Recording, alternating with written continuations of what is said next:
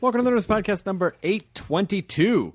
Katie, I noticed that you're holding up a giant cork board. I got a real cork board You're very and strong. a lot of text. Yeah.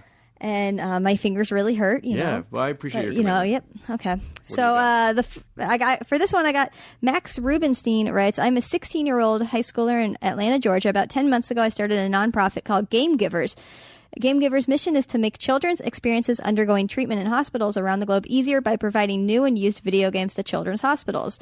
It's done by game drives, gaming tournaments, and a small entry fee that gets put towards buying games that kids are missing out on during their stay. During the short existence, they have received over $53,000 in monetary and game donations, over 1,000 games to local hospitals, and they have plans of extending their reach nationwide in the upcoming months. So if you want to check them out or donate to them or you have games, this kid is great. Like, he's only 16 and he did this. It's amazing. But you can go to gamegivers.org. Nice job. Yeah, isn't that cool? Way to go out and make the community better. Not all teenagers are snotty. Some of them are helping the community. Be like that boy. Be like the boy. This episode is Billy West, this is the third time Billy West Third time, yeah. Futurama so much. I just love Futurama. Every time he does the voice, your face just lights up. And it's the best. Yeah, it's the best. Yeah. It's just he's professor. He's the professor. He will always be that. Yeah. I mean, he does a million other things. Yeah. I mean, Stimpy. Yeah. And then for a while, he's Ren done and everything. Stimpy. Like any show that you liked, he probably did a voice on. I know. Yeah, but it's just he's so many things that have inspired me. He is a part of. Yeah. So I love having him on, and he's a solidly great dude, and I thank him. And I tell you that you should listen to the Billy West podcast, which is available on iTunes. And we'll have a sizzle reel at the end of this episode. That's right. We're going to put a little sizzle reel, and that's BillyWestPodcast.com. Here's Nerdist Podcast number 822 with Mr. Billy West. Now entering Nerdist.com.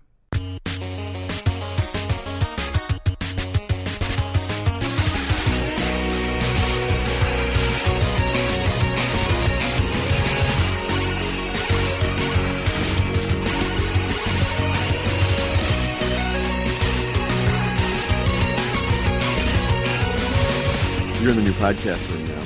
This is the new one. Mm-hmm. Yeah. Great. I think you saw both of the other ones. You were here one other time too, but then you were back in the E Studios too when we were there. I was on Wilshire. Yep. Mm-hmm. Yep. And I don't think I've ever been on the lot here to see you here. You haven't? I feel like you were on a couple, like maybe a year or two ago. 2 years ago. 2 years ago, maybe. That's how it starts. I'm the same way now. I get my key in the door. Am I leaving or am I coming home? This is my house. Oh, fuck. Oh, Jesus. Left the coffee pot on and I'm going back to being OCD. What did I take medicine for that for? I need my memory. It's just the careful balance of having to balance all the different weirdness. Weirdness. Just to get one special thing to Well, work. I moved and it knocked my head out of orbit. I had to just get everything and move. I planned it, of course, but it's like it took the piss out of me. Where had you lived a place for a long time and then it was a big haul? I lived in Studio City for 20 years. Oh, wow. And it's murder. You've got every road there is a delivery system for people from east, north, west, and south, all crowding into this one little area. Yep. It wasn't meant to hold that many cars. And then Universal closes the Barham exit with this manifesto, it will be good for you. It will be better. Someday. They're putting on all the, I guess, are they putting in subway stuff? Or are they? Yeah, they are. Yeah. Well, they had a deal, I think. This is just me speculating, but they had a deal with Caltrans. You build us a tube that delivers customers to our front door. Oh, gotcha. And we'll pay for it. Gotcha. I swear that's got to be I'm what sure it was. that has to be it. Yeah. Yeah. I'm still not 100% sold on the idea of let's have a subway in Los Angeles. I just don't know. How about this? Universal is crowded enough, and now they put in Harry Potter. That's another 500,000 cars a day. Right to this little area that's the size of a baby crib. Yep. Now. And then the Hollywood Bowl. Yep. And I said, I got to get out of here. Yeah. I have to get out of here. The crime is starting to sprout up in the hill. I lived on a nice little hill. It's like a funnel web spider trap, the valley. It just like sucks in all the traffic and all the Through there. Yeah. Yeah, so everybody's either trying to get out of there or come in. There's no easy way. It's like a dysfunctional prick, you know. It's like the blood is rushing in, but it's going out just as fast. I thought you were talking about a person because it's so rare to hear the word prick used and to refer to an actual penis. Prick. So I feel like we got to bring that back. Well, there's something wrong with guys that they call each other their favorite part of a woman's body sometimes. Right. So we should just go back to prick. Yeah. Hey, you prick! Touch my prick! I'll punch you right in the dick. I'll punch you in the prick, you prick! Punch you right in the cock. What's wrong with touching pricks? We should touch pricks a couple of times. God, what are you writing down right now? Are you writing let's touch pricks a couple of times? Use of the word prick. Oh, what do you got, a swear jar, Mr. Man? You got a swear jar here? Did you get rid of a bunch of stuff when you moved? You must have so much everything from all your shows you work on. Not as much as you would think. I'm actually very surprised. But now they're starting to mean something because it's so far after the fact. Like Ren and Stimpy, I see you got a couple of great cells. Oh, yeah. These are layout drawings that I've had these for ages and ages and ages. Boy, they're good. Yeah, they're good. They're good drawings. Look at that. And then all of a sudden, these 20-something producers took over the cartoon business, and I have to watch refrigerator art in motion. Let's all create a substandard. Hey, you guys hear this? Every one of you create a substandard so none of us can fail. Well, it's a counterculture movement. There was a counterculture animation movement, and when John Kay, when actually Ralph Bakshi and then John really kind of brought the artists back into animation. Before that, it was just cheap television animation that they were trying to produce. Not as cheesy as now. But now I feel like it's more of like a punk movement of like, this is a lot of it's bad on purpose. No, you know what? That's a romantic notion. You think so? Yes, because these guys, the most important thing in their lives that they worry about day and night is fail. Right. So if you create a substandard, nobody fails. I guess that's true. You know what I mean? It's like pass-fail system. It's like the guy who does 7% is suddenly equal to the guy who's 98%. Right. It's I don't like it. I hate it. When you watch a sketch show and then the sketches just get crazy at the end because it's really hard to write endings for sketches. So let's just well, do it like the Stooges. You just run out of ending and slap them on horses riding off into the horizon line. God, yeah. One of the I do believe in let moments in life happen. You don't have to record everything. But after we did that Futurama send-off show that was at the so YouTube good. space, You're just so good. Oh no, I gotta appreciate tell it. you. Shut up! I'm telling sorry. You what I really feel. I That's a rarity. I mean, no wonder I'm so witty because I tell everybody what I think about them, and they laugh. Well, I appreciate it. It was a very special moment, and at the end, you and Maurice LaMarche launched into this riff of it was the brain. It was the brain and Stimpy interacting in some way, and I couldn't record it fast, and then I couldn't get it in time, and then the moment was over. I'm like, the world needs to see. What, when we were into the shrimp tree and the cheese backstage? Yeah. You guys were standing around. Oh, and we were. He just started doing. I'll be your new Huckleberry, Stimpy. And then it was basically the Stimpy and the Brain. It was Stimpy and the Brain. Yeah, well, you know what? That's the stuff that keeps us going. You don't want it to end. Right. Do you know what I mean? Like, just because the cartoon is ended or the session ended, sometimes you get together and just start riffing in ridiculous... Well, I guess they're not so ridiculous anymore because most people think that incongruous pairings are funny. Yeah. I always did. Fish out of water stuff or where something should not belong and you make it belong. Yeah.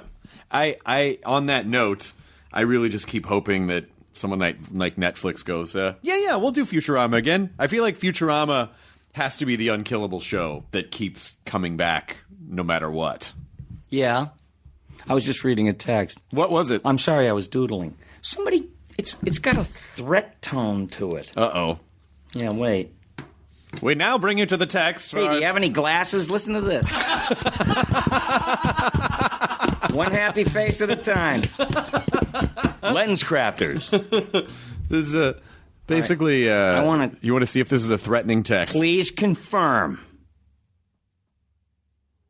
Reply Y to confirm that you just checked in with 5 stars at the Flame Broiler, Los Angeles. Okay, so you're getting spam. You're getting a text spam. Oh, is that what it is? Yeah, that's some kind of spam What text. if I'm in real trouble, though, see? Because I forget. Don't click reply. I'm going back to OCD. They're phishing you. They want to know that you're a person that has a phone, and you're going to reply, and then they're going to write back to you all the fucking time and sell your number to a bunch of people. So I would just don't reply. Block the number. Yeah. Just go in and block the number, and hopefully... Keep dreaming, folks. Leave me alone. You know, it's all you want to do is be left alone. Send him a picture of your dong. Oh, hi. Hey, what's up, Scout? Hey, Scout. Hey, Katie. Welcome to the show. That actually has Scout's attention, which is a very hard thing to do. I thought he would go nuts because most dogs go nuts because I speak dog. Well, most of the time, I feel like Katie feeds this dog NyQuil butter before coming in because the dog just plops over in that corner on the cushion and doesn't move the entire time. Hi, pal. Is that a possibility? Has anyone said anything about Futurama? Is it ever a possibility to come back? I mean, anything's possible. I hear things. What do you hear? Well, I don't. It's really funny. Is Matt? You know, I'm sitting here thinking he can't be just doing nothing. Right. He didn't go fishing. Right. You know, gone fishing. Right. I mean, these guys that I worked with had the most fertile imaginations, and they knew how to make something that was hysterically funnier. After we did a table read, you know, Matt and the boys would go over to the donut office, you know, Simpson's office, and I'd say, "Where you guys heading? You want to have lunch?" And he says, "No, we're going to go make this funnier." And I used to love that. I loved it that people seemed to live to make it a living thing. Yeah. Living and breathing, practically. That's how I always treated characters. I wanted to root them in something that everybody could grab a hold of something, you know, rather than being two-dimensional. Yeah. I brought as much as I could to that. Well, that show in particular, because I feel like most of the show is you acting against yourself. Yes. Which I do in real life, too. What's wrong with me? When you're reading, how do you do the voiceover? That do you just read like all Fry, then all Zoidberg, then all Far, or do you do each line? Do you actually do the scenes? I go through the script in order. You know, it's just like sometimes I can riff back and forth. Sometimes I got to take a minute because I'll stumble on a word or something. And now it's like one time I got fooled because I saw there was a typo in my lines, and I might have told you this before.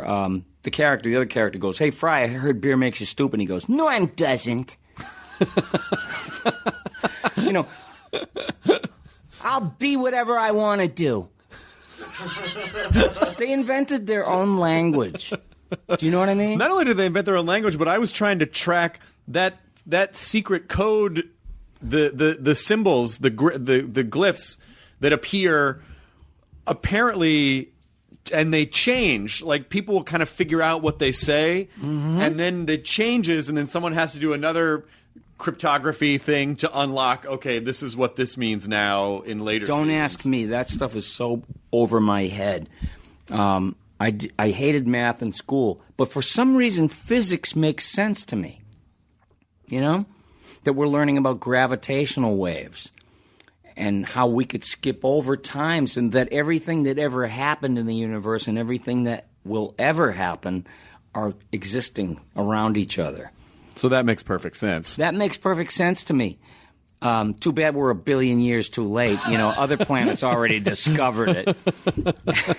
I'm still not unconvinced that we're not just part of a simulation. I feel like we're part of a simulation. You mean a dream within a dream? I just mean some type of a weird organic program simulation. Yes, I agree. I was just making that other bullshit up.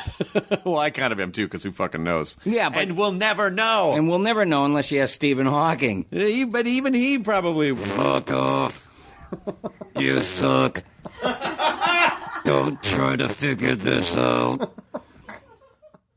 All right, what are the mechanics Young weasels. What are you... Professor Hawking... Young weasels. Did I just say that?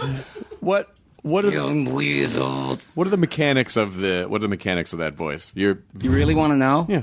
Okay, I'll tell you. I'll Okay. just tell you. Maybe it'll make no sense, but there's so many chambers in your face and in your chest and in your stomach where you can produce sounds from, and if you can channel any of those sounds, there's people that can fart the national anthem. Now that's baffling to me. I'm bedeviled by it. We need to get them on this podcast. Is what we need. So I guess all my stuff is coming out through the front, you know.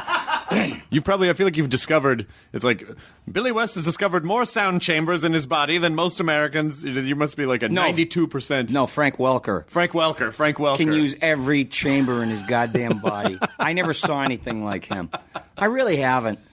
You know, and he's the Mac Daddy. And what did you work with? Everybody knows it. What did you work with Frank on? Oh, lots of old, not Pinky and the Brain. It was on a show called Hysteria. Oh, yeah. Mm-hmm. Which was on for a few years, actually.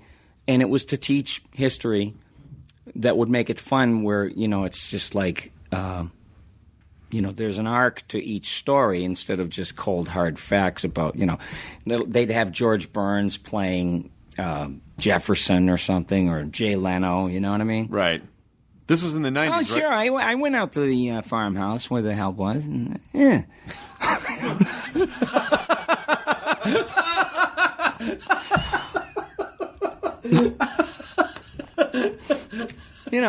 Those incongruous pairings. It took a second to compile all of the layers of Well, what you that remembered the was. word Jefferson. I had to say Yeah, that. and then go out to and then it's Leno doing that as in... And to this very day, there's young kids that have big jaws. We'll be right back. We got a great show for you tonight. It's fantastic. Poor Jay. No, poor nothing, Not poor Jay, I just mean like... He's up on Shadow Hill. What poor Jay? Because I I feel like he loves working, and He does. And I don't know how much working he's... I mean, like, I think he can probably do a lot of things. We've tried to get him... I think you'd be great on At Midnight. I think you'd be great on At Midnight, too, because it's... What's that? It's a show I do. Yeah? It's basically just a little... It's like a fake comedy game show. How many shows do you do? You have an HBO special? I had a Comedy Central special. Oh, and I didn't know you were a stand-up comic. I thought you were the best interviewer in the world. I said, those two don't go together. That's like toothpaste and orange juice. No, I am. And it's funny because I think a lot of people don't know I do stand-up. But, I've been doing stand-up almost as long as anything else that I've been doing. I tried it like 30-something years ago in Massachusetts, in Boston. Yeah. Outside of Boston, in the Inman Square area. That was a the perfect restaurant. time to be doing comedy in Boston. Like, that was... It's 81. Oh, the best. Yeah, but everybody was good except me. Did you do voices or did you do you? No, I started thinking too much, trying to be funny. But I made fast friends with like Lenny Clark and Jimmy Tingle and Steve Sweeney, all those guys, and Don Gavin and Barry Crimmins, who fascinates me no end to this day. But you wanted to know about this voice, so I'll tell you about Barry. Oh no! Like this is a good we can get to the voice in a little you bit. like that I'm all over the map. Everybody else fucking hates it. No, well, because we have a lot of This guy runway. can't organize a sentence. We have a lot of runway, so it doesn't matter. We can go back to things. We Good, can I like weave that. in and out. So the past and the future exist right together. here. This is physics, and what's great about it is that. I'll just follow you wherever you go and just kind of see what it is that you want to chat about, and that's what we'll chat about. So there's no... I feel like too much linear structure is... Then you're kind of trapping someone in a box, and then that's where they kind of start to lock up. Well, and get defensive. that's why it's hard for me to explain how I do stuff, because I don't even want to know, to tell you the truth. It just happens. You just do I it. mean, I have like a kid thing about it. It's like kids have magical thinking. And it's when somebody tells you that you can't do something, it's not possible, then you sort of stop there. Right. And you're in a box. With me, I mean, it's like a bumblebee. It's buzzing around and flying, and aerodynamically, it's not supposed to be able to fly, but it doesn't know it. But it makes the best Cheerios. Honey Nut Cheerios. There it is. 2 guys took my job since I stopped. Because I'm irresistible. I would love to hear a bunch of tracks of the disgruntled Honey Nut Cheerios be... Look out. You bastards! I did that on Seth MacFarlane's show. Oh, you did? Yeah, on Family Guy. On Family Guy, did you? The trademarks were having some sort of a scuffle in a schoolyard or something. And the honeybee got pissed. That's fantastic. I feel like that should fight. I feel like he should fight the old Antonio Banderas Nasonex bee. Oh, the Nasonex bee. See. Boy, was he laying it on. And it was the ugliest creature. It looked like an exoskeleton. When did they come out of their coma after like a half a year of campaign? That thing was frightening to look at. Yeah. It was like Mothra. Yeah, it was a little bit. There was a little bit of a Godzilla. What was the caterpillar, the Japanese caterpillar? Giant. What was the giant caterpillar? I know Gamera the turtle. Okay, I do. Gamera was the turtle. What was the name of the cat? I'm mad at myself right now. Katie's looking it up. Katie, Thank you, Katie. Thank you. Godzilla, caterpillar. Hit them keys. Katie's getting out whatever sort of fantasy sports league thing she's in. Was it Mothra? First it was... Okay, Oh, it was he was Mothra. first a caterpillar. Okay, first caterpillar. Scared the shit out of me then. Yeah, well, I mean... But if you know too much, it's like if you begin to think about science, what you're supposed to do and what you're not supposed to be able to do, you're lost. So I don't really want to know what's going on. Well, it's, when people get... I mean, obviously, education is good, information is good. You have to figure out the application of information. But... This Nasonex bee got in here. Oh, I am the Nasonex bee. Going to fuck your face. Gracias. That's very Spanish. It's Castilian Spanish. It's Castilian Spanish, yeah. Yeah. He's very upper class B. Yeah, he sounds like he's upper crust. This fancy fucking Spanish bee coming in here telling me how to run my sinuses. With the ugliest Fuck you. face, I thought Jimmy No-Nos had the ugliest face I ever saw. Holy fuck, this thing could scare the raccoons out of the woods. It's a butter bee. A butter bee. Ah! Oh, I love you. Well, So anyway, you wanted to know about the stupid voice. I feel like reluctantly, I'll show you because I didn't know what I was doing, but it was combinations of sounds that are separate from each other that you can make. Like you could go like that, but if you put a tone to it like that's your voice and that fart noise. It almost sounds like that. What is it? Tuvarian throat singing? Is that Yes, what it that's called? does. Yeah, but that's like that whistle comes out. Yeah. I could do it. Now I can't. But let's retape tomorrow. Okay, yeah. Tomorrow we'll come back. I'll come You back. go home and practice. I'll show and you that come I have back. hung with Tuvans. No, that was a high voice and a low voice and some odd whistling pitches in between. It's astonishing. I cannot tell you how many times on this show that I do, I have started off something with "Good news, everyone." I can't. Oh, yeah? It's so infectious. Well, we just wore it out to death, like an old sock. And so one day the professor comes out and goes, "Good news, everyone. Bad news." and they're inventing their own language all the time. I just think it's great. Did the show feel the same in the different iterations? Yes, always. It was pretty much the same crew. I got to work with all my friends that I had been working with. DiMaggio and Phil LaMarche, Katie Segal, Tress MacNeille, Maurice LaMarche, and Dave Herman. Yeah. Yeah. Who could make you laugh with one word. He was the king of that stuff. I mean, it's pretty amazing that you did so many of the voices in that show, but there still was that much of a supporting cast at the same time. And they all won Emmys. And I didn't.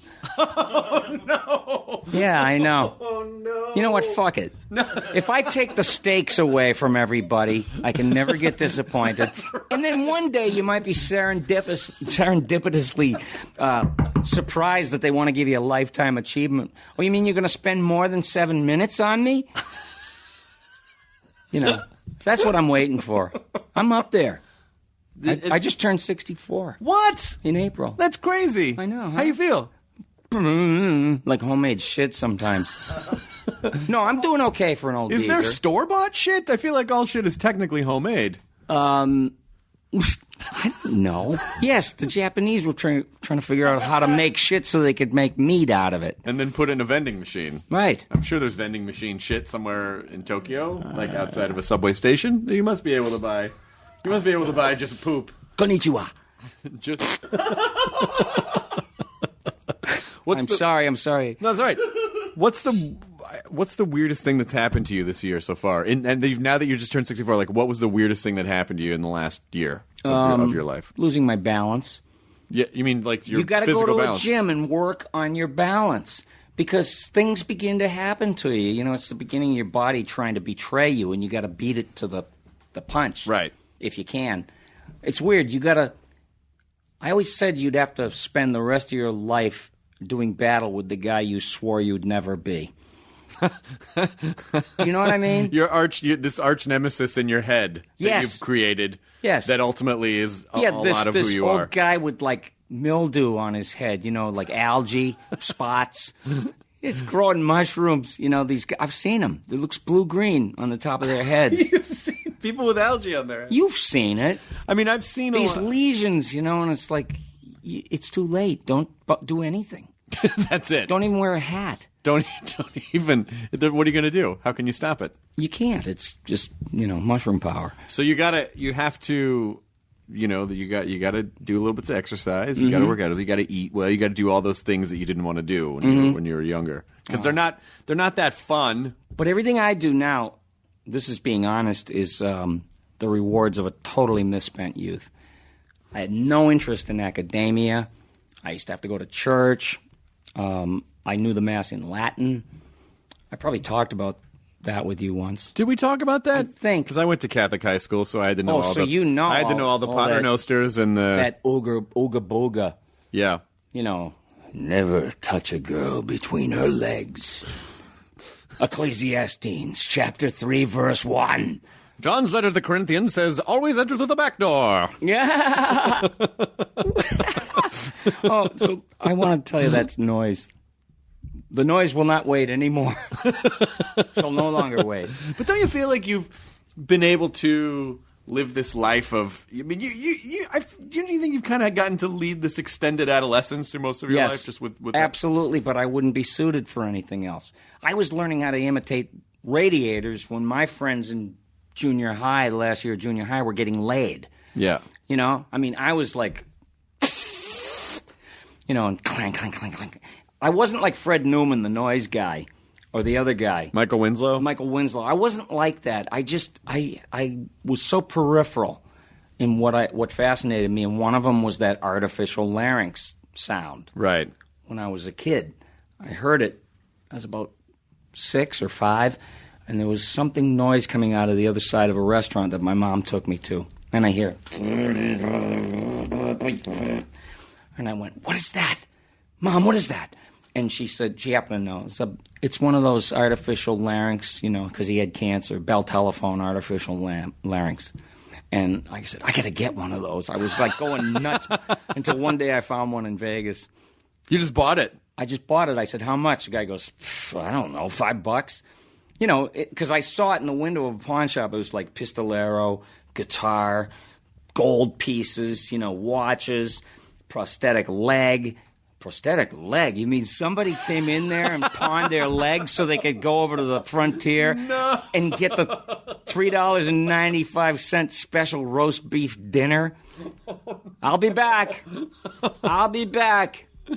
Oh, yeah, no. So and then I saw the gadget, and I wanted to get it, and I went and got it, and I took it back to the hotel, and it didn't work.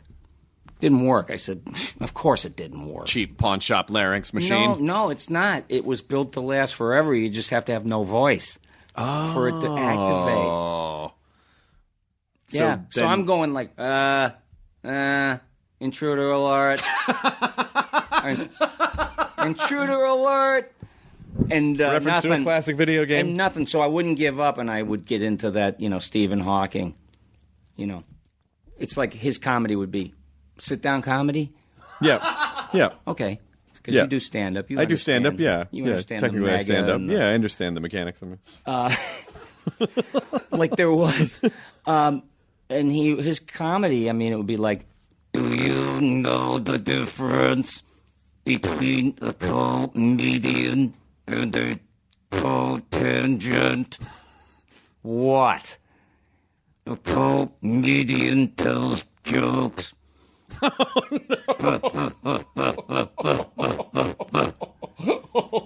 What's wrong with this microphone? So he starts bombing and you flashing out at the audience. Yeah. Oh, yeah. Nothing like taking it out on people who came to see you. Nothing like it making them the target of your vehemence and every other problem you have that you should have worked out. Yeah, we've all been there once or twice. I mean, you know, it's part of the journey. It's part of the journey. Do you have a time limit on your podcast? I mean, not really. They usually roll about an hour, Yeah. you know, Well, ish. me and John came in. We just refused to leave. I think we refused to leave. DiMaggio what's your hurry? What are you going to go do? DiMaggio is a delightful tornado. Oh, yes, he is. And he just and whenever he's on, I always just make him launch. You can distract him so easily just by going David Lee Roth, and he'll just go, oh yeah, like, and then he'll launch into the David Lee Roth soundboard because his mind will glue it together with David Lee Roth nonsense. Oh, he's the best. Yeah, he is for that sort of thing. He's a one-stop for nonsense. He really is. One-stop shop. He's great. But the reason I said that is because one of the things I wanted to do was tell you about was my podcast. The Billy West podcast. Yeah, you probably heard about it. I have. It's very silly. Well, me and Jim Gomez, you know that name. Yeah, I know Jim. Probably Yeah. met him like years ago. Didn't he work on Ren and Stimpy? Absolutely. Yeah. I think he wrote Space Madness. I think he wrote and Space directed Madness. it. Yeah. He's you know, a jack of all trades as far as animation. He can direct. He's produced stuff. He can physically animate and do storyboards. He and I started this podcast just to have some creative fun, but mainly to test out our recently developed projects and turn them into audio cartoons. You know what I mean? Why not animate them? Just what we did. And original series, I want Billy Bastard. He's this puppet. It was based on me when I was drinking and drugging. Yeah. You know, where you had to suck your tooth in the morning to find out what you might have eaten for dinner. or whom. We pitched that idea to three guys, and then a couple years later, these three guys go out and make The Hangover. It's the same. It was the same exact thing. God. Yeah, but you can't copyright an idea, so I mean, you can sort of. screw it. I'll never run out of ideas, and they will. Yeah, fuck you people. Yeah, but you know, we also have VO guys on, but that was like I didn't want to interview my voiceover friends and make the rounds. You know, I'm not a great interviewer. I'll admit it. Robbie Paulson's a great, you know. Robbie Paulson, he's such a lovely. He fucking love that guy. Yeah, I don't know how lucky, you know, a person can get. Like, I walk into a room and there's all these guys, the Tom Kennys and Maurice LaMarche's, John DiMaggio's, all of them. I hold them in such high esteem, and it's like I still go to school when I watch them at their best. Oh my God, yeah. And it never ends. It just never ends. It's like no one can know that feeling of walking into a room full of geniuses unless you're the janitor at MIT. You know what I mean? Well, Rob Paulson has the most amazing range He does. of voices that are indistinguishable. You wouldn't know it's the same guy. But even more impressive than that is that he's so facile. You know what I mean? Like Quicksilver. Yeah. He's so facile. I worked with him for 3 years on a show. You did? I did. And it was we recorded as a cast, So you and it knew was super him fun. before you knew me? I did. I knew him just a little before you, but that's okay. Everyone's Man, special. I can only take so much bad news. And then I'll snap! Don't push me, I'll snap. Yeah, so this podcast was the best way to go about all that, you know, audio cartoons, throw back to the old radio format. Yeah. Which I kind of do. And I also decimate songs that we all knew. You know, like Cold as Ice and everything. Everybody can sing it. Everybody remembers the A chorus. classic Foreigner jam. But nobody ever really listened to the lyrics. So you have to go to the podcast and pull up Foreigner, my dissection Who did of you the tune. Who did you dissect Foreigner as? The lyrics. I mean, but did you do a character dissecting them? No. It was me, just sitting there, figuring it out. I don't think I know. Let's see. And I did it with Billy Joel. You know, it's like these lyrics, if you examine them, no one knows what they were saying. And I was like acting it out, what was really going on. You know, you're cold as ice, you're willing to sacrifice. He's brought her up on charges because she doesn't see life like him. Yeah. You know, and you're cold as ice, you know, you're going to pay and all this, and, you know, inculcation, you know, with the devil. Go after that broad. But don't you feel like a lot of it was, I feel like a lot of, like when you ever hear someone like a rough demo and they're just kind of making noises like they're kind of just saying words. Sure. And I think a lot of that is just, they just didn't write new words. They're like, oh, that just sounds like these something. were really thought about, and they're serious. No way. They're seriously pompous. So I couldn't stand it. I mean, everybody loves the tune, everybody knows it, but they don't know. Katie, get me Lou Graham on the phone. No, I mean, I'll demonstrate if you got that tune or one of them. But this podcast that I got going, BillyWestPodcast.com, please. It's some fucking around stuff, but we also have serial segments. And I told you about Billy Bastard. It was a puppet feature we developed and turned into a 10-part audio series. And we have a... Welcome to the Nerdist Podcast number 822. Katie, I noticed that you're holding up a giant cork board. I got a real cork board You're very and strong. a lot of text. Yeah. And my fingers really hurt. You know? Well, I appreciate your You know, commitment. yep. Okay. So for this one, I got Max Rubenstein writes, I'm a 16-year-old high schooler in Atlanta, Georgia. About 10 months ago, I started a nonprofit called Game Givers. Game Givers' mission is to make children's experiences undergoing treatment in hospitals around the globe easier by providing new and used video games to children's hospitals. It's done by game drives, gaming tournaments, and a small entry fee that gets put towards buying games that kids are missing out on during their stay. During the short existence, they have received over $53,000 in monetary and game donations, over 1,000 games to local hospitals, and they have plans of extending their reach nationwide in the upcoming months. So if you want to check them out or donate to them or you have games, this kid is great. Like, he's only 16 and he did this. It's amazing. But you can go to gamegivers.org. Nice job. Yeah, isn't that cool? Way to go out and make the community better. Not all teenagers are snotty. Some of them are helping the community. Be like that boy. Be like the boy. This episode is Billy West, this is the third time Billy West Third is back time, yeah. on. I love Futurama so much. I just love Futurama. Every so time much. he does the voice, your face just lights up. And It's you're the like, best. Yeah, it's the best. Yeah. It's just, he's professor. He's the professor. He will always be that. Yeah. I mean, he does a million other things. Yeah. I mean, you know, Stimpy. Yeah. And then for a while, he's Ren done like and everything. Stimpy. Like any show that you liked, he probably did a voice on. I know. Yeah, but it's just, he's so many things that have inspired me, he is a part of. Yeah. So I love having him on, and he's a solidly great dude. And I thank him, and I tell you that you should listen to the Billy West podcast, which is available on iTunes. And we'll have a sizzle reel at the end of this That's episode. right, we're going to put a little sizzle reel, and that's BillyWestPodcast.com. Here's Nerdist Podcast number 822 with Mr. Billy West. Now entering Nerdist.com.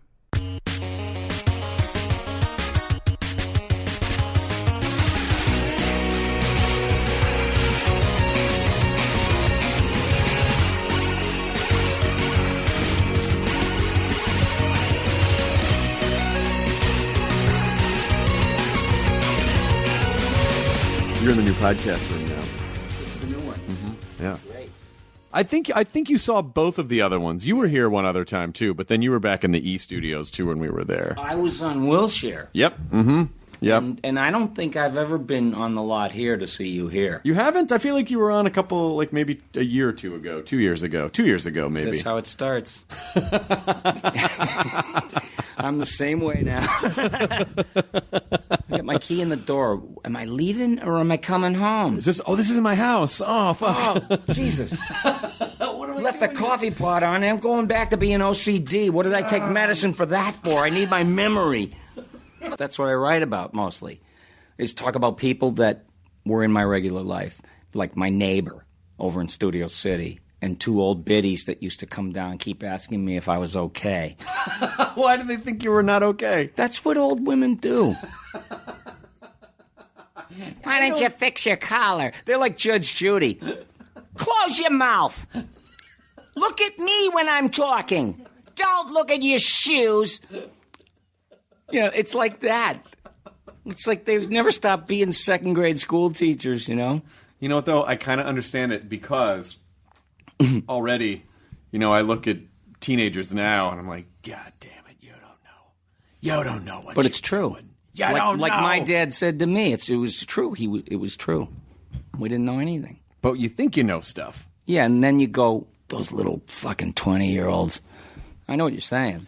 You don't know anything. But they... And I remember being that age, and I remember speaking with authority. I remember speaking like I knew stuff, or like, you know, like, or talking back to my parents like they were dumb and I didn't know. Well, they wouldn't cross-examine you. You had the upper hand. You had this energy, kinetic energy to just dance around them. That's what every 20-year-old is endowed with. And I just feel like a lot of social media is a lot of 20-year-olds saying stuff like they know what's what, and I'm just like, you don't know, and I just get all cranky and No, elderly. you know on 'em. what? Became very apparent to me when I was 10 years old. I knew in my heart of hearts that adults were full of shit. You know? I just knew it. I could see it. I was like a little old man. I never had a chance to be a kid because I had a really rough start in this house of horrors I lived in with my dad. But I just sat like a little alien. I felt so disenfranchised from the other people in my family, except my mom. She was great. But, I mean, uncles, this and that. I was busting hypocrisy. And why was I so busy with that in the golden years, you know? I mean, not the golden years, but the wonder years. Yeah, that you shouldn't be having to manage your family at that age. And be watch out that they responsible. go to bed okay without leaving fires, you know, that's cigarettes. A really terrible position to have to be in, to be caretaker of. I was. Ugh. You don't have kids, do you? No, I don't. Because I had such an alcohol and drug problem. It took me, after I quit, like 20-something years ago, it took me almost that much time to cut through scar tissue. Oh, sure. It really was. I thought I was in the pink, you know. I thought I was doing great. And then you realize I was like the same little kid that was trying to look at others to see how you laugh or how you get mad, like an alien. Well, you kind of when you start down that path, you're kind of deferring all these emotional things. You're not dealing with them, so you're shoving it down by self-medicating, and you feel better in the moment, but you're causing long-term damage, but you're not fixing the problem, so it just compiles and compiles and compiles. And so I think the confusing thing for people is when they quit, they don't always immediately go, hey, I feel amazing. It's like, no. You kind of just got to get it's like you got to scoop all the garbage out of your yard so you can see what's wrong with the soil, and then you can kind of... Well, a lot of guys don't want to pull that boulder and look at what's underneath it. You know, it's like mostly millipedes. Why guys don't get colonoscopies. It's like they don't want to see all this vermin under the rock. Right. Doesn't mean it's not there. That's right. But it's just don't want to look at it. That's true. It's no fun. But I was like, I became kind of dead serious when I stopped drinking and drugging. I was playing rock and roll music. I was in bands. You know, that's what I did. I couldn't wait to get out of high school. I counted the days down since the 8th grade when I was going to get out of high school. I swear to you, I just had no use for academia at all. I watched the Three Stooges before I went to school in the morning in Detroit. You're talking 1958. And I went to school with a head full of that stuff. But I was learning to act. I think I was learning comedic timing. I would imagine if you were at that age and that was what you were filling your brain with, and that there's no way that was not setting in. But I just, I make observations and then I build on them, like with notes and stuff, which I'll tell you about. But on this podcast, I had to create a couple characters. I had to create programming, which I have to put together, and it's tough. That's why I can't do a podcast every day or once a week. I have to, sort of meet them out. Yeah. Because, I want them to be half entertaining, which they're very funny. They're great, and a lot of people have checked it out and talking about the characters, and they're getting involved with some of the characters that seem real. Yeah. Like Kim Jong-il, wanted Futurama to come back, so he started his own cartoon studio. Kim Jong-il or Kim Jong-un? Sorry. Kim Jong-un, yeah. The other guy. Yeah, it fathead. sounded more like Kim Jong-un. Well, probably. two fatheads, no waiting. The both of them. And, it's fantasy. Jim makes these composites on Twitter, placing me in situations, or Charlie Adler or Maurice LaMarche. Maurice played my neighbor, who was an entertainment lawyer, and he knows the guy, so he did a dead-on impression of him, which means nothing to anybody else in the world except for 4 people. Do you know what I mean? Yeah. And who cares? Because funny is funny. And he did a great job. I'm waiting to get Robbie in, but I had to create some characters in case I couldn't find people. And one of them is the guy who owns the podcast. We call him the Lilist CEO. Now, he's got an Armani suit. He's some fucked up, 10-year-old or 8-year-old, and who thinks he's in charge of everything. And he has money. He has like unlimited money, and he'll come in and bust our balls. I was listening to your podcast. Yeah? Did you like it? Fuck no. Well, why not? Because it's lame. It doesn't sound anything like reality. It's contrived. It's like you're bullshitting your way through an hour. I want to fucking fire you guys right now. Oh, man, you're going awful hard on us. Well, you deserve it. And imagine a 10-year-old or a 8-year-old with his Armani suit on telling you what to do, what's what. And, he's a little scutch, as my Italian friends say. But it's all just kind of combing the farthest corners of all the shit that you're working. I mean, it's like this type of work had to have been so therapeutic for your life. I'll tell you why. Because me and Jim Gomez, we've pitched shows, and you walk in, and there's 23-year-old girl executives with fuzzy pink sweaters and an engagement ring. Like the dental assistants when you went to the dentist and the girl was going to get married. She had the big rock and the fuzzy pink sweater. And Mad Men. You're going to have a great life, yeah. But that's what it was like. I said, this is Lil Hollywood. The Adventures of Hollywood when it was Lil. Right. Like our gang. The Terror of Tiny Town. Did you ever see that movie? It was all done with little people. Yes. That's what the world began to look like to me. Probably because I'm old, but, we had to make a commentary on it. So I thought, well, let's have this kid. We were working on him, and we were going to use him for something, for a cartoon, actually. But good ideas, they stick around. I just want to do something with every one of them. Like Billy Bastard. It was based on me when I was drinking and drugging, but it sounds like Buddy Rich. You ever hear those Buddy Rich bus tapes? Oh, yes. Where he's walking around on the bus as it's traveling, and the band is filled the bus, and they're sitting there, and he's doing like Spanish Inquisition. Who played that motherfucking flat note? You motherfuckers! I'm gonna get me an all L.A. band tonight, and don't think it's not possible. It's very fucking possible. And what are you doing with that beard? I kind of like it. They sounded like British guys because he ran out of American guys. He said, I rather like it. Well, shave it off. I don't think I will. Shave that motherfucking beard off. This is the Buddy Rich Band, a band with faces, not the fucking House of David. And this character... Was it that bad? Yes. I don't remember it. Oh, yeah. I feel like I've heard him stomping You around. come up here playing like high school clowns. You play shit for me. Oh, and the trumpets are taking over the band now? You're so fucking loud over there, you don't know anything about dynamics? Is there any part where he's right, or is there any part where he's just a complete obsessive might lunatic? be right, but you got to remember is he was a superlative. And nothing was ever going to be as good as Ella. Mm-hmm. And Frank and all the monsters he played with. That was the real deal. And then you've got these guys that got a Berkeley College. It's like, yeah, he's angry, man. He's got to get some anger management. What? What were you just saying? I was reading your lips, motherfucker. What were you saying? I was just saying that, sometimes there's better ways to deal with your anger. I'm not angry. I'm happy because I thought you guys were fucking good. But you're playing like children up there, fucking children. I love this character.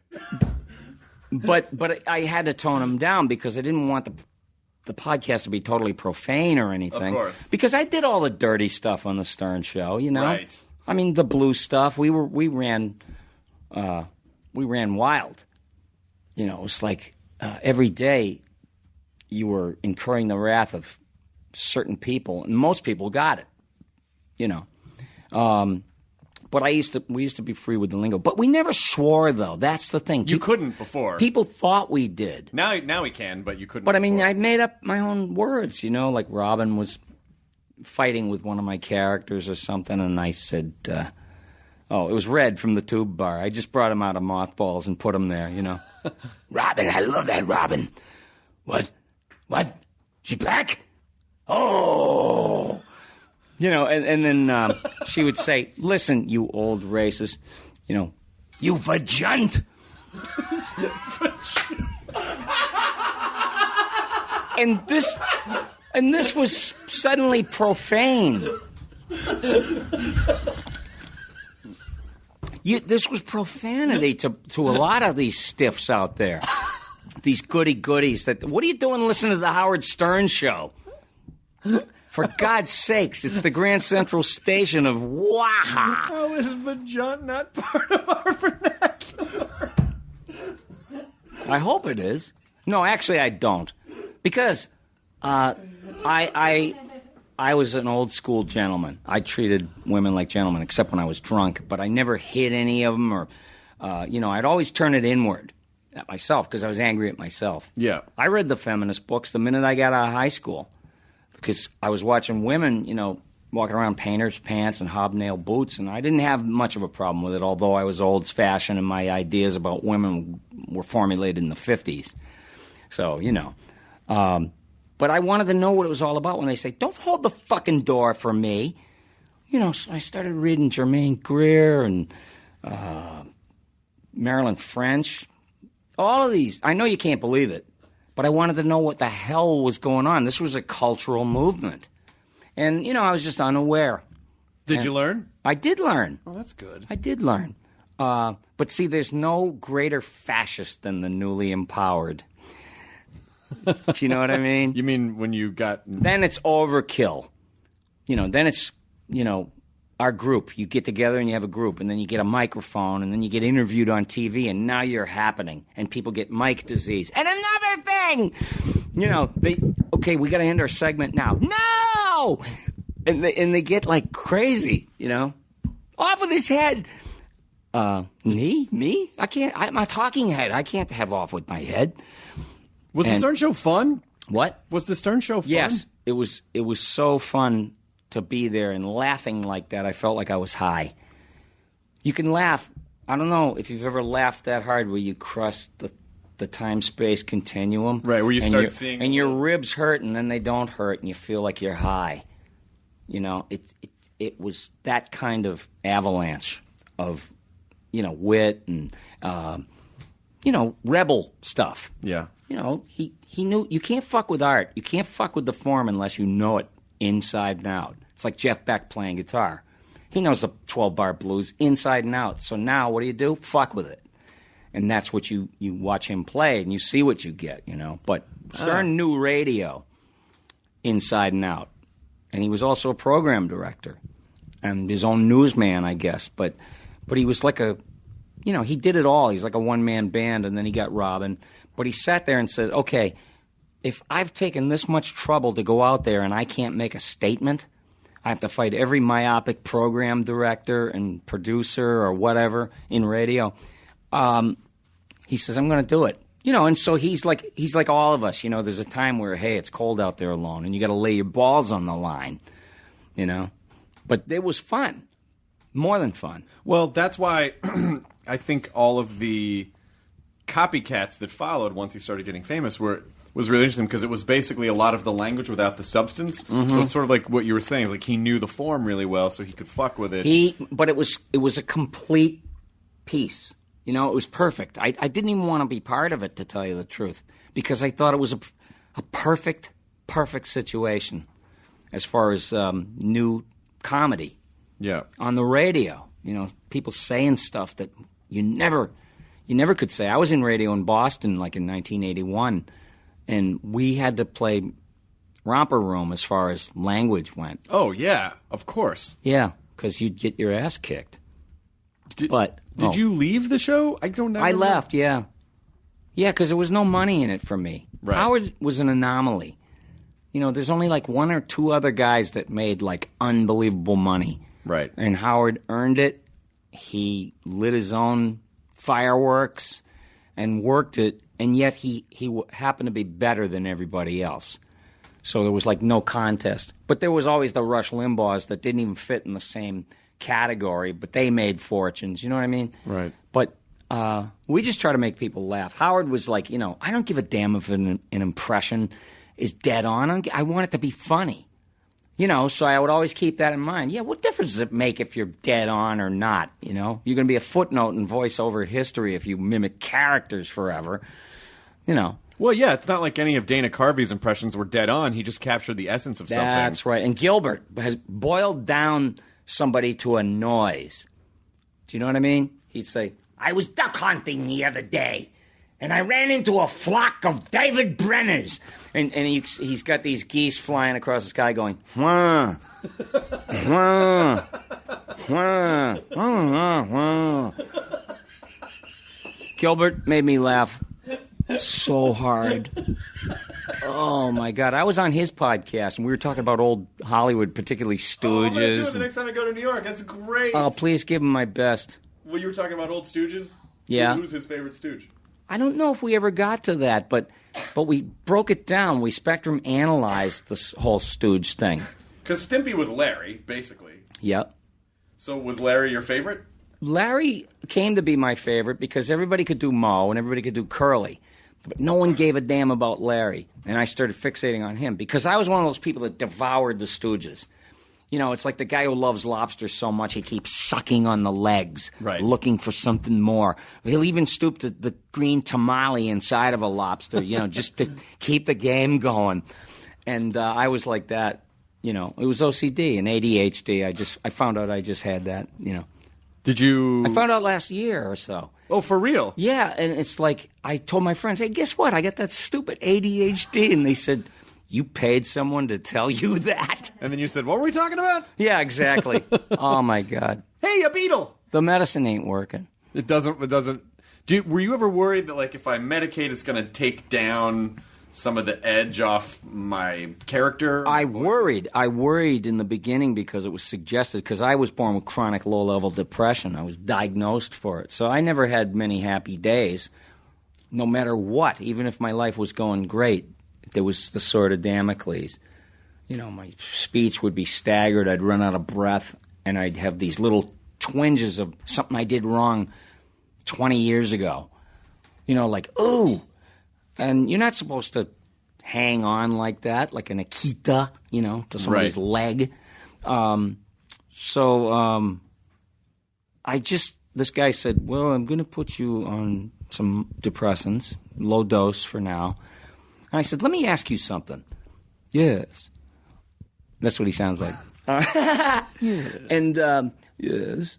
And I said, what if back in the slave days they had bupropion and Wellbutrin and nifazodone that addresses mood and well-being?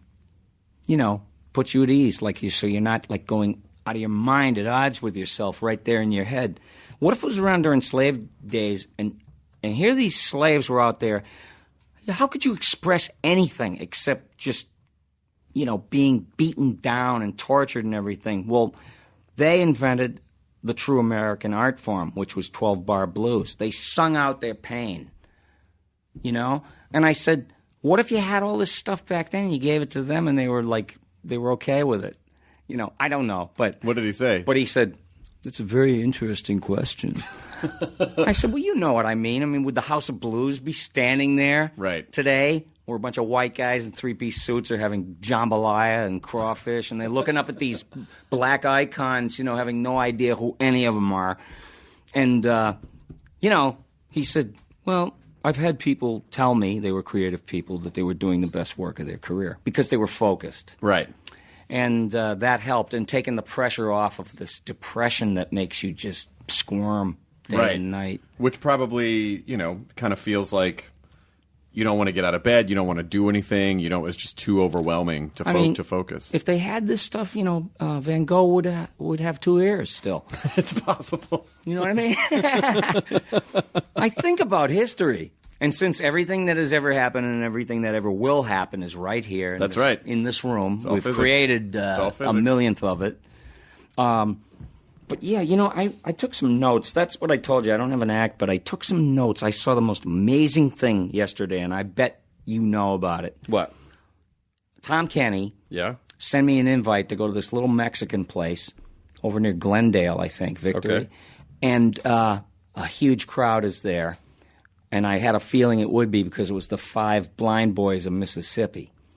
They were electrifying, like gospel and power and majesty. And I was lost. I never let myself go to music like that ever. I didn't trust anything.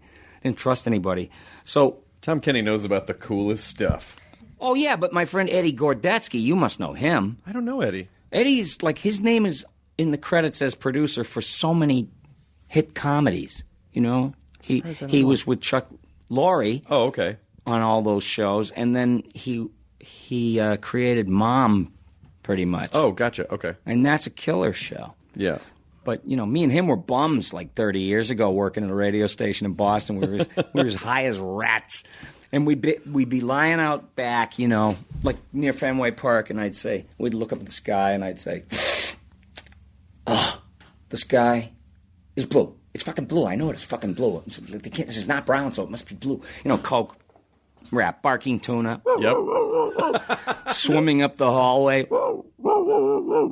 So I said, what must it be like? What must it be like to be the guy, to be the fucking man? And he would sit there and go, we'll never know. And meanwhile, he's to me, he's the like man. Sheldon Leonard or Aaron Spelling, you know right. what I mean? And I'm whatever it is I did. I can't, name my qualifications or call myself a particular thing, but I have been working steady for over 20-something years, 27 years. Yeah. So, that's being up there in your craft.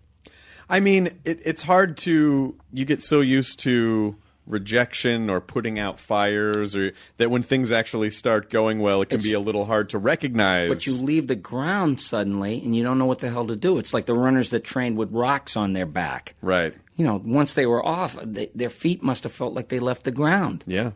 So we were kind of out of that whole thing. But I got to tell you, I was in a crowded room full of people, and they were nothing short of electrified, and me. That we were singing. We wanted to hold hands practically. When was the last time you saw that in the afternoon? Glendale. No, it was such an amazing thing, and it was the closest you could get to the old days. This guy sounded like Wilson Pickett and a lot of those gospel soul singers. He was right up there with them, I swear, and he was an older guy.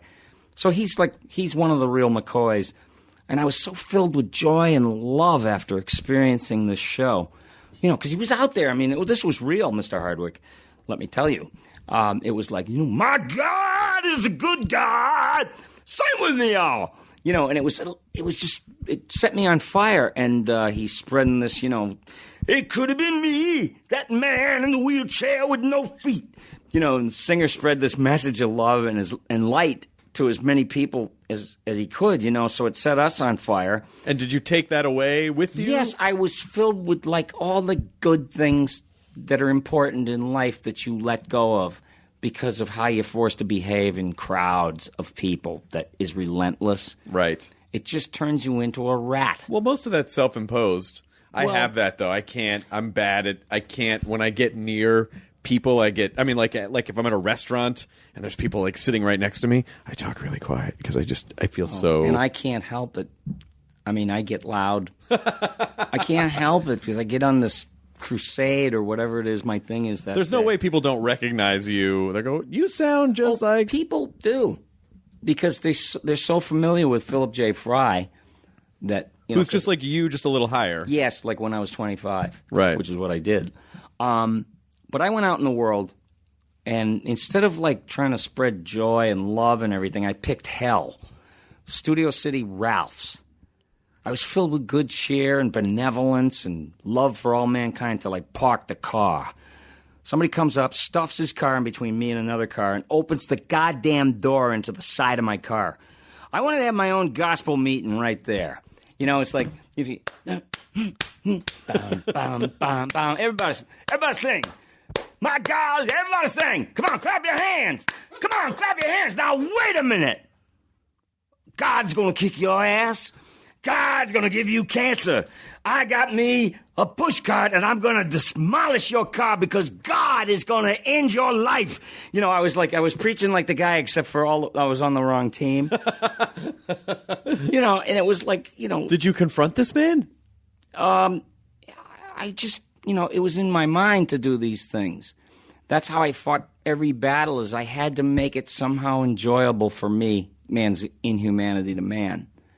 You know, and that's how I handled everything. It's like if you go on and you look at the news, it doesn't matter if it's from here or if it's somewhere else, they're heartbreakers. Every sentence is a killer and a heartbreaker. Well, yeah, because people will...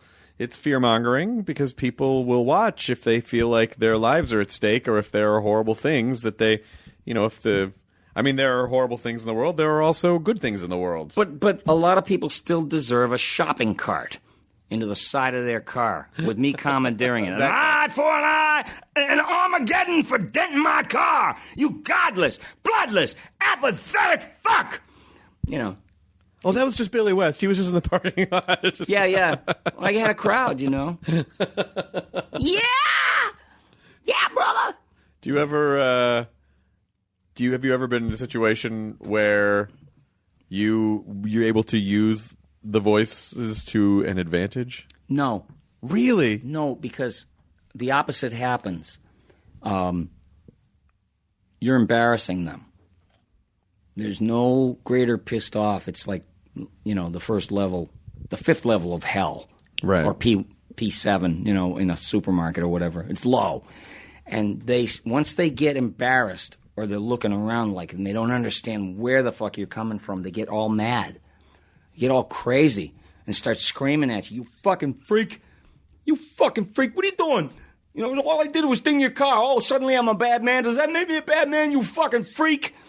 You know, and it's like people have this misplaced anger. There's a lot of angry little dudes out there. I don't know where it's coming from. I don't know.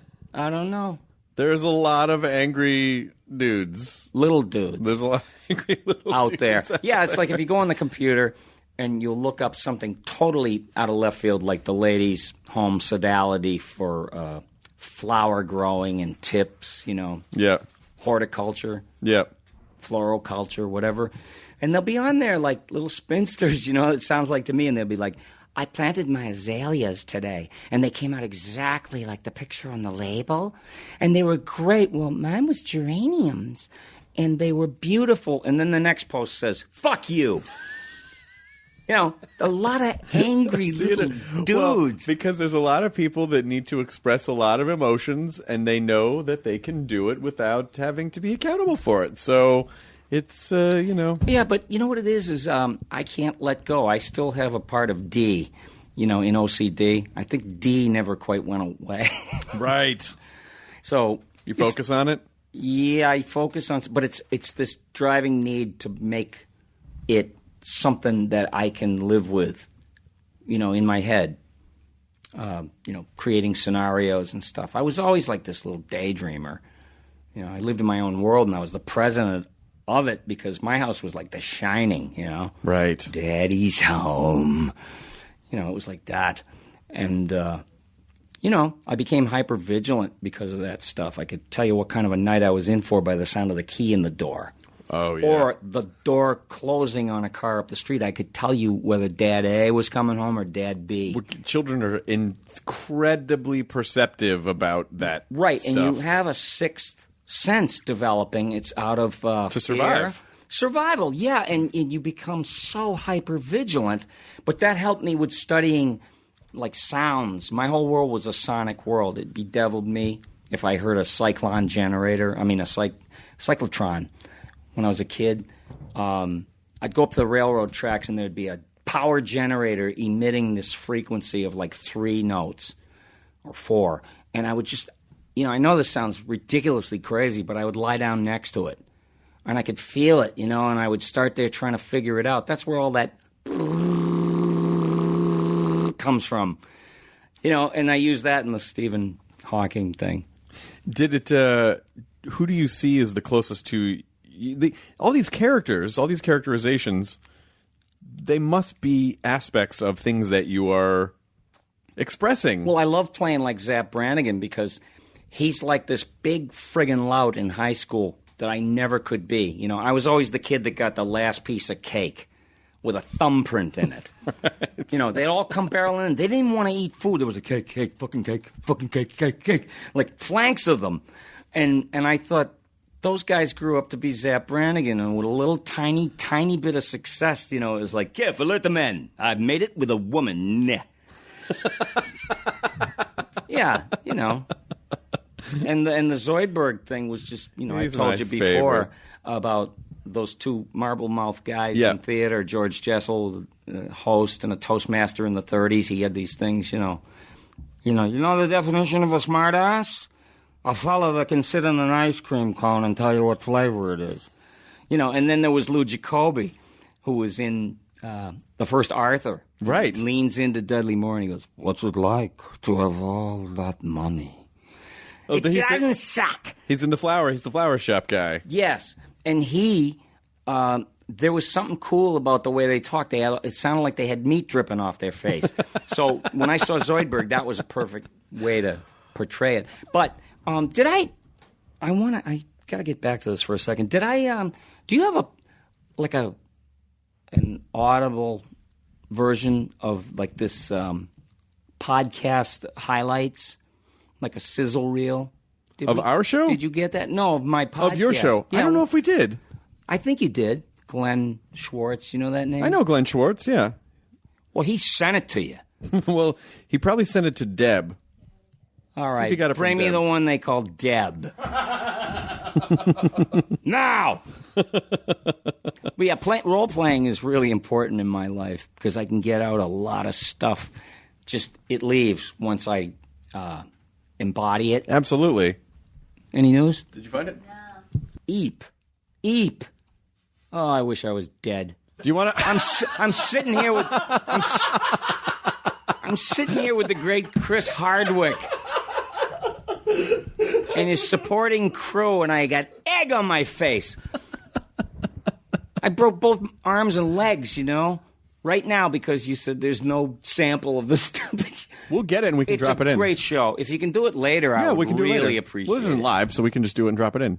Okay. Super easy. Oh, great. So forget everything I just said. And let's rewind. You were talking about... I just love Zoidberg.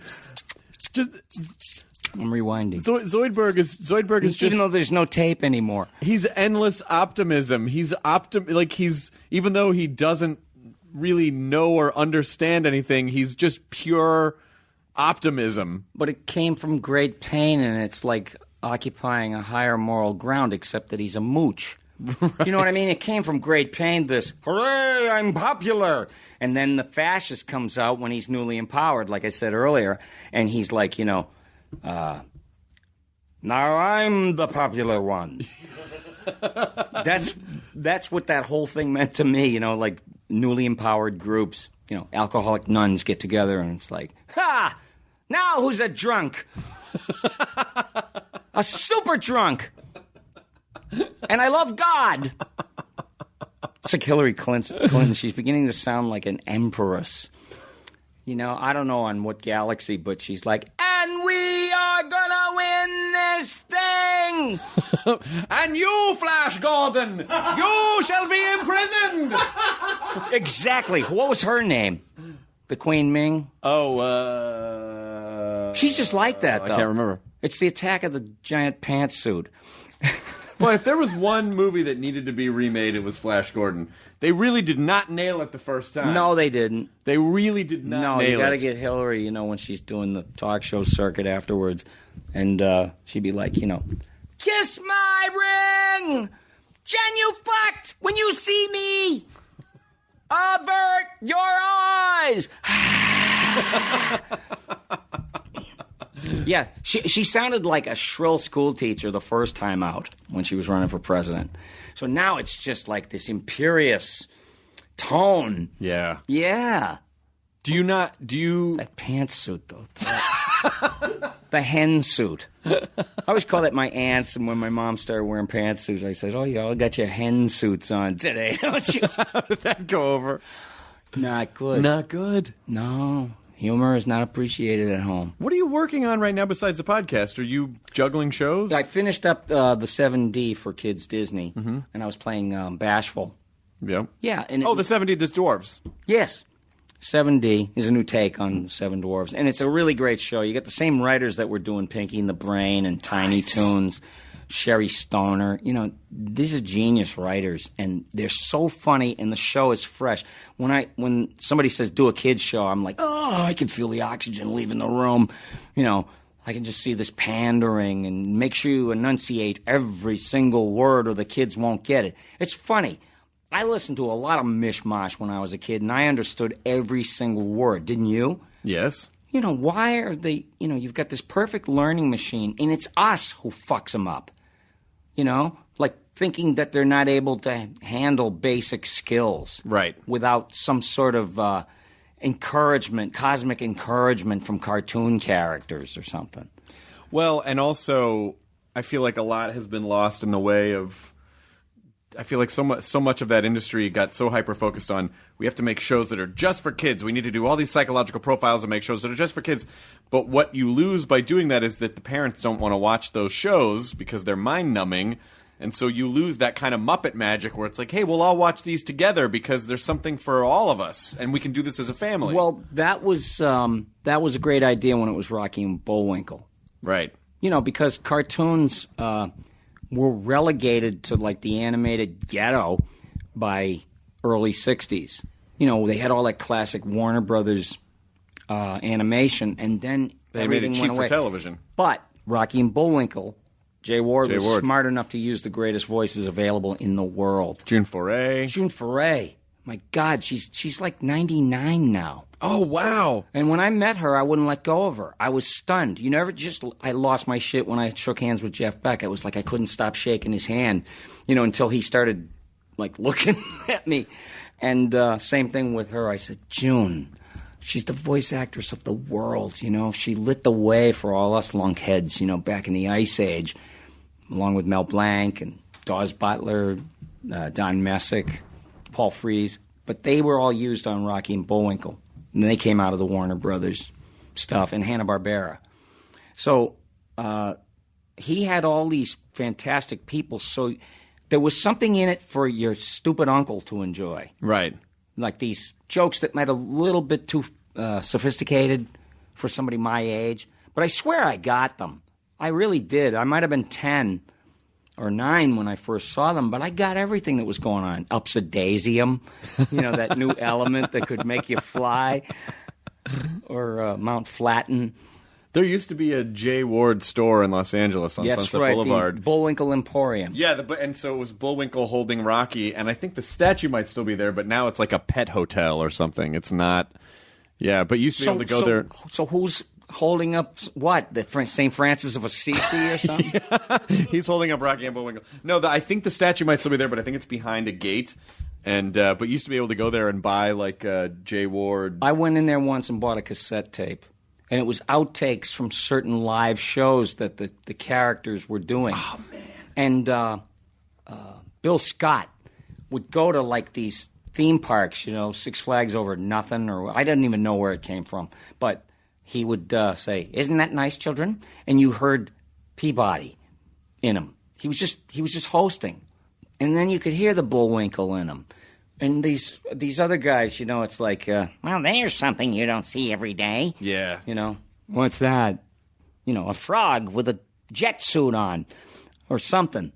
That was the running gag, like two old men on a park bench who think they saw it all until, the cartoon universe comes down and hits them in the punches him right in the dick. I kind of right in the prick. Right in that prick. Hey, you got some good prick physics. was wondering what it would cost. Everyone's like, how much money would I have to make to be able to go to Matt Groening and go, can I just produce like an audio Futurama podcast, just like a mini 4-episode, 5-episode arc? Because I feel like we can't get Dave Herman. Where's Dave? He lives around here, though. I know him. He's like the family guy. He's a family guy, like in every sense of the word. He's got great kids, smart kids. His wife is great. But it was hard to get him out, and I called him and I said, listen, Dave, we're going to go see Mad, Mad, Mad, Mad World at the Egyptian, 70 millimeter. This was an important movie in a lot of comedic people's lives because it had every comedian of the generation in the movie somewhere. Sid Caesar, my absolute hero when I was a young boy. Jonathan Winters, another hero of mine. And everyone was in it. Jack Benny and Milton Berle. And it's this crew of crazy people that think they're onto this treasure map, and they're all like sneaky, taking their own ways and everything, and the police are watching them the whole time. And the movie is about chasing these people. Now, during the movie, I think it was Reel 5 that was missing, and someone had to come out and said, ladies and gentlemen, we're gonna get to Reel 5 as soon as we get it.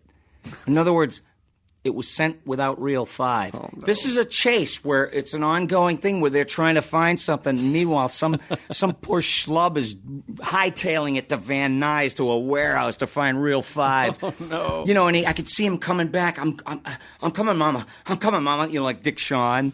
But you couldn't get Dave out for the... No, I got him out for that. And he said, well, you know, that's kind of old school and everything. I said, will you just come out? And he brought his son.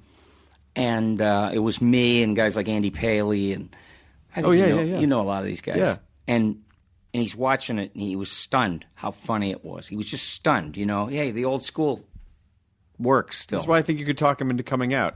I don't know. You could bang it. You could bang that out in it. We could bang that out in 2 days. He's an interesting guy because he's the guy at the table reads that was always in Texas. Mm-hmm. You know, like Dallas or Austin. Wasn't he working on King of the Hill? Yes, he was. Mm-hmm.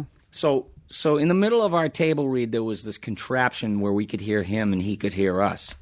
You know, so when it came for his lines, it would sound like this, you know. And I swear, like Scruffy the janitor, one word. He was the king of the one-word stuff where he could fracture you, split you apart molecularly by his delivery of a single word. And to me, that's like, oh, my God, that's nirvana. This is my mission.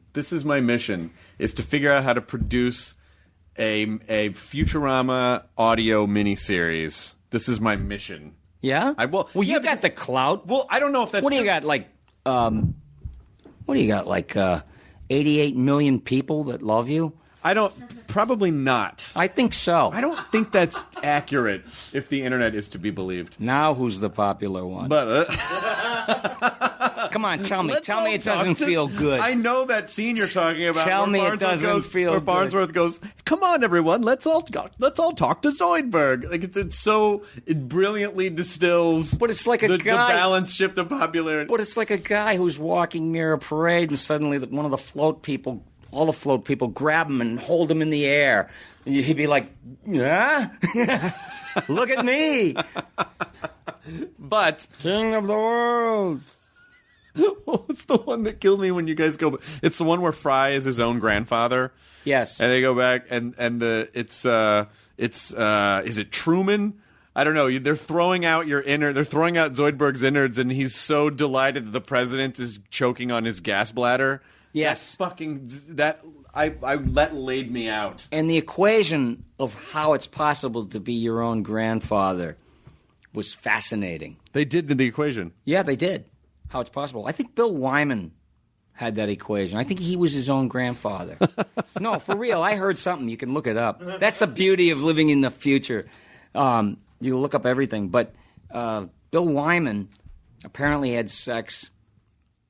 I don't know how it works. I don't know. I got my head tucked up my, celestial ass. Up your prick. Up my prick. Your head's up your prick. Everything goes up there. Everything goes in. Everything. And everything comes out this mouth. A lot of things go. Oh, even... Talk about farting. That's a juicy one. That had teeth. The best segue. Hey, you talk about farting. Yeah. No, I was going to say, I read this story this morning about how Mars is like, there's an area near the rover where it's just shooting methane. Oh, so Mars They're is just a Martian farting planet. farts. Yeah. The farts of Mars. The farts of Mars, the fartin planet. Einstein, he didn't even think. He didn't think. He had no idea. So who would I talk to? Would I talk to Matt? Yeah, you would. Matt would be the guy? David Cohen. David Cohen or Matt? Yeah, you might want to read. David X. Cohen. They may want to actually put something together. It's just a suggestion, but because the animation, since you're going crazy to find some more material, you're the guy that eats the lobster, and now you're sucking. I'm gonna suck every piece of it out. You're sucking cartilage out of the tail. Or maybe I don't do it. Maybe you don't do it, and it's even better, and you're going to keep that secret like you won the $88 million in the lottery. God, I would never tell anybody. Boy, that's really putting yourself out there on the line, though, when you try to engineer something, and if it doesn't work exactly the way people want, then it's going to be my fault. Oh, you get blamed for anything, whether it's your fault or not. Yeah, that's true, but... Because I delegate all blame and accept all credit. Even with you. I'm a vicious prick. I appreciate your honesty. Oh, yeah, I learned real fast here, The guy that's shaking hands with you, there's a giant tongue that comes out and goes... like a lizard. Oh, I learned right away how to be tough and play with the Hollywood boys. All right, I'm going to get on this. I'm not kidding. I'm going to fucking really try to figure serious? this out. Yeah, I think it's one of the best shows. It's one of my favorite animated shows. Do you think everybody thinks that should be something? I bet you there'd be enough people who would. And just sit here and grind it out?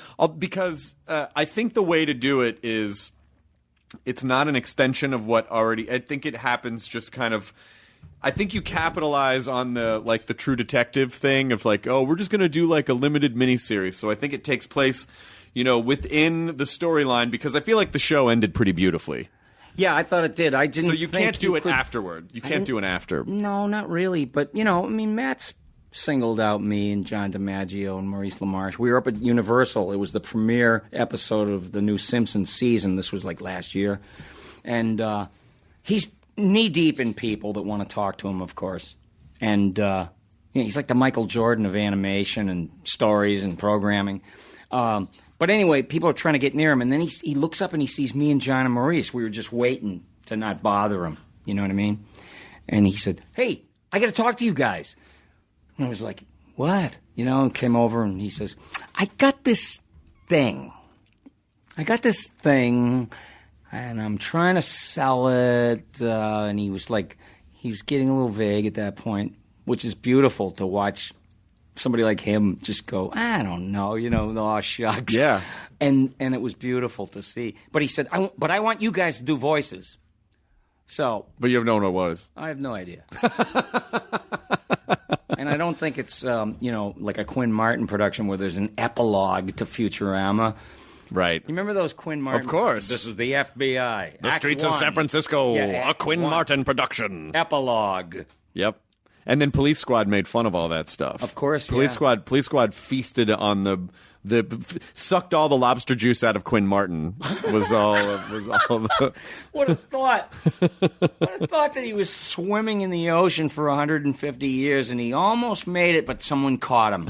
And just sucked all the juice. And 25 people are going to eat him. Hey. Dipped in butter. Quinn Martin. Epilogue. Any food that still has a face on it, you are fucking dominant. You cannot dominate a creature any more than to eat its fucking face.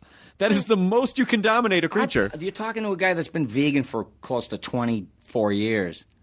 Well, you're going to be healthy for a long time. Yeah, I'm like, somebody said, I said to my friend, it was Eddie Gordetsky. He's so funny, but I said, yeah, I don't eat dead animals. And he said, I'm going to be one someday, so what do I care? And it was funny, but I stuck to it. I stuck to that whole thing. I get turned off, but I'm not a fascist. I wasn't newly empowered, looking at other people's food in a restaurant. You have any idea what you're eating? Right. You can hear them squeal before they die in that boiling water. Oh, great. Now I have a boner, too. Look I have a boner and I'm hungry. And look what it took to put this thing down. To take them down and dip them in butter. I always feel an extra badge of honor when Katie giggles. Because I just feel like it's very hard to make her laugh. She's heard everything. Is? Yeah, well, I'm not like a comedian by trade. So to hear something like that you're discerning enough to not swing with every pitch, well, I do. I have to ask you a huge favor, and it's a very cringy request, and I apologize. What are you but talking about? I'll give you money or I'll donate to your favorite charity or whatever. Nathan Fillion got DiMaggio to do Bender on his outgoing message. Really? Yeah. And I want to outdo him. You do? Yeah.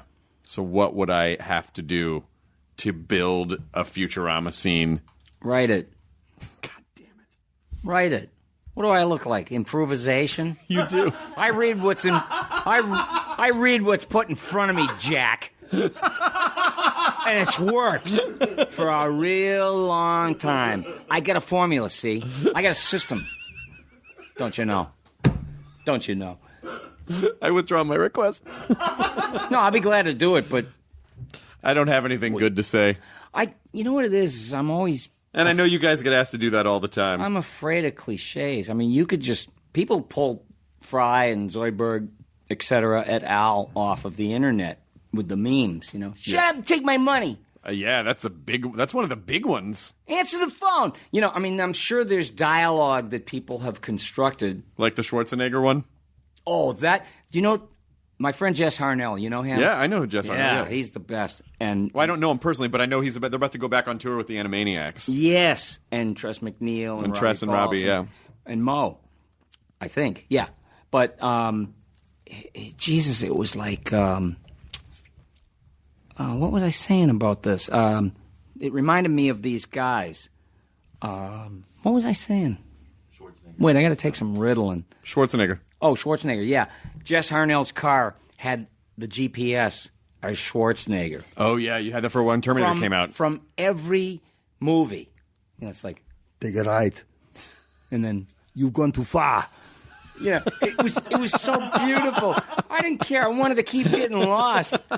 So I could hear this lovable lunkhead say shit. Yeah. That's amazing. I remember that's postmodernism at its best. Of him doing himself. Doing himself on a GPS. Giving GPS directions. Postmodernism. Yeah, I'm trying to get Rob and Jess and Tress and Mo I want them to come on to promote that tour and just come on and fuck around. That's why I thought about Jess, and I always think of everyone else I know. So that's where I got lost in space. So the Billy West podcast is on iTunes now, I assume. Yeah, it's BillyWestPodcast.com. It's one word. Nice. And there's episodes up there, and you can start at the beginning, which is advisable. but it's a fun way to just, if you need any kind of weird laugh, it's not that peripheral. I mean, we talk about real things in life, but we take it too far. Yeah. And it's edgy, and it's real funny, and it's better than college radio, okay? Okay? Not college radio kids like, hey! Okay? Come on, you guys. We're going to play a cut from Steak and Guns. What? Was it Goofy Name Night? We're going to play... Goofy Name Night's the next band. Yeah, right, at the Viper Room. Tuna Fish and Hornets, tonight only. You never heard Tuna Fish and Hornets? Whatever. I was cool. I knew them before they were cool. I don't even know what they are now. That's right. Fucking sell out. Strontium and gang planks. What? I stopped working. I just totally put myself off the clock, and we got to wind you back up. We got to wind you back up. Yeah. Well, overtime. All right. You know what? Guys love talking about money. Time and a half overtime. When you listen to a table full of guys, they're always talking about money. Yeah, $800 on the back end. Are you kidding me? There's got to be $1,500. Yeah, I had that happen to me. Time and a half overtime, and that was all bullshit. You go near a table of women, and the words you hear most are he, his, him. Carping about why there's no good guys. He won't shut up about money. I'm tired of listening to him. Hey, man, I'm your fan. I give I it up. appreciate that. I give it up to you. I appreciate that. I adore you. And I'm laughing out loud for real. It's not like I'm giving you courtesy giggles. I appreciate that you come back on, and you obviously just keep coming on. We'll just keep coming on to talk about stuff. Yeah, stuff. We're always great to have you on. Oh, thank you so much. BillyWestPodcast.com is where people should go. To be continued. To be continued. I hope so. Thanks, I love Billy you. West. I really do. Well, thanks, man. Yeah, you're up there with all my friends. Oh, I'm so glad to hear that. My friends that are winning Emmys, not me. Don't tell me. If you got a mantle in here, I'll bet you dollars to donut you got a fucking statue. Come on. I have an Emmy. Admit it. I do. I have one. All right, you do? I do. Wait a minute. I was just building a jive scenario so I'm sorry, I do have one. so I could pad my part here. I do have one. I'm sorry. What do you got to do? And I gave away an Emmy Award once. It was for daytime Emmys, and I didn't know what to say to this crowd of soap opera actors and actresses and everybody. And I said, see this thing? They say it's just as important to be nominated as it is to win. And I said, that's all bullshit. You and I know it. I said, what are you going to do in a home invasion robbery? You're going to pull this beautiful statue off the shelf that has a base on it that weighs 100 pounds. You could smash somebody's head in, a home invading robbery guy, smash his head in like a cassava melon, or a piece of paper that says, this is as far as you're going. It ain't just as important. You could stick those wings, seriously, fork somebody like Triton. They're very sharp. Like Neptune. I cut my Are they finger. the same, Triton and Neptune? I cut my finger. No, it's Neptune and Poseidon. Poseidon. Yeah. Okay, where'd I get Triton? Oh, that's the spear. I did. I cut my hand on it when I got it. I was so Did you excited. I really? went to grab it, and the wings are like knife sharp. Oh, the peccadillos of the idle, rich, and famous. You don't understand. I cut my finger. I'm late for work, and I'm sorry, but 2 koi in my pond died this morning. Do you know how much they cost a piece? It's absolutely fucking ridiculous. You want to. I know that there's a lot of tragedy in the world, but we cannot get these things to breed. We've been trying everything we can. And then there'll be somebody going, that would make a good show. This Emmy is so shiny, it diverts so much attention from my face, and I don't know how to process it. It's like, can you outdo yourself? And the answer is yes, and it is a torturous place to exist. It's not fun. I bought stingrays just to be different. They all died. They don't sting anything. They don't like It's false chlorine. advertising. It's false advertising. Where's my... Okay, I have an Emmy. Where's my... rewards? Where's my reward? Where's my infomercial? Yeah. Well, we're not going to be those people. No, we're not going to be those people at all. But I just don't know how you can have, like, a bunch of people that don't know what it feels like to have an idea, and on the other side of the table is a bunch of people who know nothing else except to have an idea. How does that ever get together? Because ultimately... Well, I want to be... I want to align myself with the creative process by being in charge of it.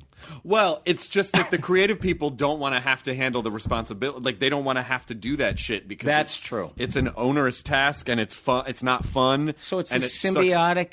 It is. It's a weird symbiotic thing because I should just shut up now. Then, thank God for these people. Thanks for hiring me. Except for me, when I figure out how to produce a Futurama miniseries for That's audio coming only. Up. Hey, BillyWestPodcast.com. Go there and try to make a monkey out of me. Do it. You'll love it. Go ahead. Say you don't like it. You're lying. Do it. You fucking love it. You liars. fucking love it. You monkey loving fuck. You fucking love it. You just love I bring it the up on best that out of you, monkey's don't I? Prick. Oh, you touch those monkeys' bricks together. You so- touch those bricks together. It's the only way I can come. I love to have a comedic genius, a guy who's like an intellectual breakdown into applesauce before the end of his show. Thank you. Thank you, Billy West. Don't you think? No, Katie's doesn't. She doesn't. She's clapping out of obligation, really, because she just wants it to stop. Enjoy your burrito, everyone. The end. That was awesome. Was it? Absolutely. Thank you, Billy Thank West. you. I love coming to see you. Would you sign our guest book? Yes, and I'll make an answering machine. Oh, I feel terrible asking that. Oh, why? Because it's the most pedestrian thing you can ask of It's been off the air for how many years? It's over, Johnny. It's over, Johnny. Stand by for action. We're about to launch the Billy West Podcast with special guest star Jim Gomez. Anything can happen in the next 40 minutes. Podcast! Well, hello, everybody. It's the old Prairie Oyster here. Floyd Smoot and the All-Day Hangovers. Take it away, Smoot. We're here in downtown Detroit. What's happened here's a shame. The city's dead, the river smells, and the buildings rot away. Now this here is the story about the angriest guy in town. 2 6-packs in and a pint of rum. He can't tell night from day. Billy, you pawned my oxygen tank for the last time.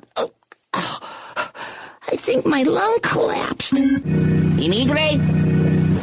Immigrate? Nah, you wish. You're riding with the Minutemen now, Beaner. What the heck is this? The Pledge of Allegiance? I'm an American. I have a right not to know squat. You want me to prove I'm an American? I hope this isn't a waste of jet fuel. That stuff is expensive. What kind of car could you drive here all the way from India? Wait for it. Wait for it. Dun, dun, dun. The Hindustan Ambassador. Well, I do have a collection of beagle skulls. All right. The president picks up the phone, but before he can answer it, he hears the vice president talking to someone. I told you never call me here. Honey, the secret plan Bong's away is engaged. Our agent is in. We'll see you in Mexico. One of the sous chefs, mistaking the bag of weed for oregano, empties it into a giant container marked oregano. Cripes. Okay, you're on the air. Hello? Are you a person of means? Let's start there. No, I am not. Do you drive a car? Not at my age. So what do you do? Nothing much. Just me and my friends just sit around looking at each other, all waiting to die. Listen up. I want you to meet the newest member of our little podcast family. A real man. Professor Thinko. Goodbye. Okay, here's our first caller. Yeah, go ahead. You're on the podcast with Jairaj and Thinko. General Scheisentrauser debriefs the debriefed Billy. So let me get this straight. You say the dude looked like a lady? Never mind. Look, this isn't Operation Reach Around Secret Agent, Joy Boy. The vice president takes the group of Chinese investors on a tour. All right, gentlemen. Prepare yourself for the unfathomable, the gastronomical, big bionic bovinity, the cornerstone to my grand plan. Meet CX-39000, Rosie, the genetically engineered, refried, bean-eating, mad cow. Okay, you don't have any right to call in because you're terminated. And you, Jairaj, you're the bedwetter. Shut up. Shut up. I had one little thing happen once, so shut up. Oh, yeah? What are you going to do now? I'm going to throw you right through that plate glass booth. Come on, you're going on a one-way trip.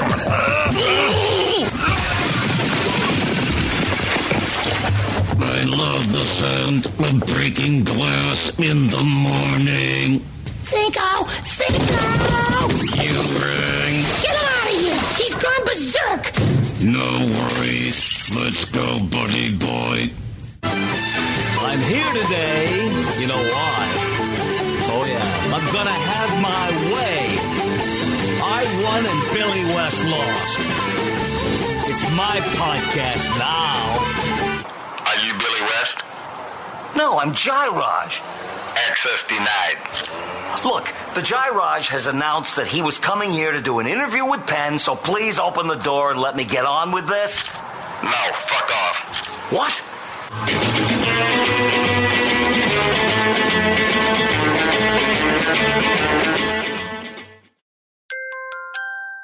Now leaving Nerdist.com. Enjoy your burrito.